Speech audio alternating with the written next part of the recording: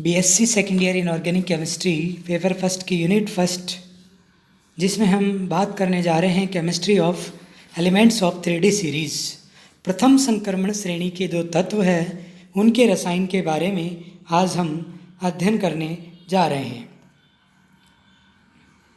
स्कैंडिनियम, स्कैंडिनियम का प्रतीक Sc होता है। इसका परमाणु क्रमांक 21 है और इसका जो बाह्यतम इलेक्ट्रॉनिक विन्यास है वो है 3D14S2। स्कैंडिनियम की बात करें हम, स्कैंडिनियम +3 आयन में भी होता है और सबसे जो सामान्य ऑक्सीकरण अवस्था इसकी +3 है और प्रतिचुंबकीय आयन है। D0 विन्यास के कारण ये रंगहीन होता है। इतना ही आपको स्कैंडिनियम में याद रखना है। इसके बाद दूसरा तत्व है टाइटेनियम Ti। इसका परमाणु क्रमांक 22 है और इसका जो बाह्यतम इलेक्ट्रॉनिक विन्यास है 3D24S2। टाइटेनियम भी जिन खनिजों में पाया जाता है उनके नाम है रूटाइल और FeTiO3। टाइटेनियम उच्च क्वथनांक व गलनांक वाली धातु भी है। टाइटेनियम का उपयोग टरबाइन के रूप में किया जाता है। टाइटेनियम में +3 ऑक्सीकरण अवस्था भी सामान्यतः जो कि 3D सीरीज की सामान्य ऑक्सीकरण अवस्था है वो +3 है, वो पाई जाती है। उसके अलावा टाइटेनियम +4 अति सामान्य ऑक्सीकरण अवस्था भी दर्शाता है। +4 ऑक्सीकरण अवस्था दर्शाता है, इसका कारण है कि टाइटेनियम इसमें D0 इलेक्ट्रॉनिक विन्यास ग्रहण कर लेता है।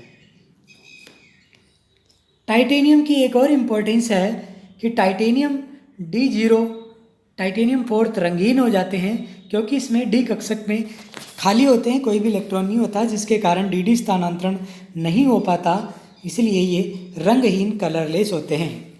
टाइटेनियम के यौगिक अत्यधिक क्षारीय होते हैं, बेसिक गुण वाले होते हैं। टाइटेनियम की सामान्य अवस्था +3 में एक अयुग्मित इलेक्ट्रॉन की उपस्थिति के कारण ये अनुचंबकीय होते हैं। जो आपको बताया जा रहा है उतना ही याद रखना है। टाइटेनियम यौगिकों का मुख्य उपयोग है जिगलर नाटा। कौन सा उत्प्रेरक? जिगलर नाटा उत्प्रेरक, जिसको हम बोलते हैं TiCl4 और एल्यूमिनियम ट्राई एल्किल। इसका मतलब है R3Al। तो कौन कौन है? R3Al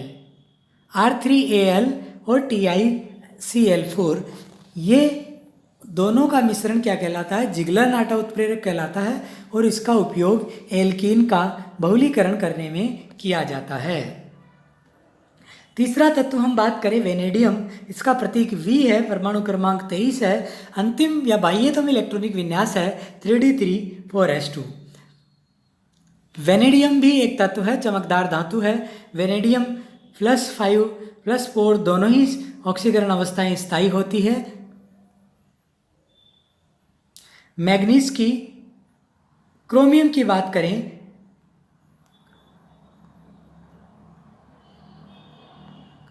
chromium Z = 24। क्रोमियम एक महत्वपूर्ण तत्व है 3D सीरीज का। इसका बाह्यतम इलेक्ट्रॉनिक विन्यास आपसे बहुत बार पूछा जाता है, वेरी इंपॉर्टेंट है इसका बाह्यतम इलेक्ट्रॉनिक विन्यास, जो कि 3D5,4S1 है। कितना है? 3D5,4S1। इसमें 6 अयुग्मित इलेक्ट्रॉन है और ये एल्यूमिना के साथ इसका अपचयन कराया जाता है। क्रोमियम ऑक्साइड Cr2O3 की जब एल्यूमिना के साथ 2Al के साथ क्रिया कराई जाती है तो ये बनता है 2Cr और aluminium oxide. Chromium Cr2O7 potassium dichromate की तरह होता है। Cr2O7 2 14H+6 इलेक्ट्रॉन 2Cr+3 में ये बदल जाता है। क्रोमियम विभिन्न प्रकार की ऑक्सीकरण अवस्थाएं दर्शाता है, इसलिए हमको ये ध्यान रखना है। मैग्नीज भी एक तत्व है जिसका अंतिम इलेक्ट्रॉनिक या बाह्यतम इलेक्ट्रॉनिक विन्यास है 3D5,4S2। इसमें 5 अयुग्मित इलेक्ट्रॉन है। मैग्नीज का MnO2 है। मैग्नीज Mn7 सर्वाधिक ऑक्सीकरण अवस्था इस तत्व की पाई जाती है, जिसका नाम है मैग्नीज। 3D सीरीज में +7 ऑक्सीकरण अवस्था। KMnO4 का ही K+ आयनाइजेशन होने पर MnO4 माइनस बनता है। इसकी अम्लीय माध्यम में 5 इलेक्ट्रॉन के साथ Mn+2 में ये बदल जाता है। इस तरह से हम इसको टाइट्रेशन में काम में लेते हैं। आयरन की बात करें, Z बराबर 26, परमाणु क्रमांक इसका 26 होता है, प्रतीक चिन्ह Fe होता है। इसका बाह्यतम इलेक्ट्रॉनिक विन्यास 3d6 4s2, इसमें 4 युग्मित इलेक्ट्रॉन है। आयरन ऑक्साइड से कोक द्वारा वात्या भट्टी में इसको बनाया जाता है। आयरन FeO, Fe2O3, Fe3O4, इस तरह से आयरन पाया जाता है। आयरन के प्रमुख यौगिक है, उनकी हम बात करेंगे। एक होता है मोहर साल्ट, एक होता है प्रूशियन ब्लू। प्रूशियन ब्लू ये आपको ध्यान रखना है, प्रूशियन ब्लू है KFeCN6। इसमें दो Fe होते हैं, वो अलग अलग ऑक्सीकरण अवस्थाओं में पाए जाते हैं। कोबाल्ट की बात करें, कोबाल्ट Z बराबर 27, बाह्यतम इलेक्ट्रॉनिक विन्यास 3d7 4s2 है। कोबाल्ट से कोबाल्ट ग्लास, लिनियाइट आदि बनाए जाते हैं और इसे गर्म करके चारकोल द्वारा अपचयन होने पर कोबाल्ट धातु हमें आसानी से प्राप्त होता है। कोबाल्ट थर्ड सामान्य ऑक्सीकरण अवस्था है। अष्टफलकीय ज्यामिति इसमें बनाता है। विभिन्न यौगिक है कोबाल्ट के, वाटर के साथ कॉम्प्लेक्सेस, अमोनिया के साथ कॉम्प्लेक्सेस, इस तरह से अलग अलग कॉम्प्लेक्सेस कोबाल्ट के प्राप्त होते हैं। निकिल की बात करें, निकिल 3d8 4s2 है। 2 प्रकार के इसको होते हैं, गार्नेटाइट, लिमोनाइट। और निकिल वाष्पशील यौगिक बनाता है जिसको कहते हैं NiCO4। ये मॉन्ड प्रक्रम द्वारा बनाया जाता है।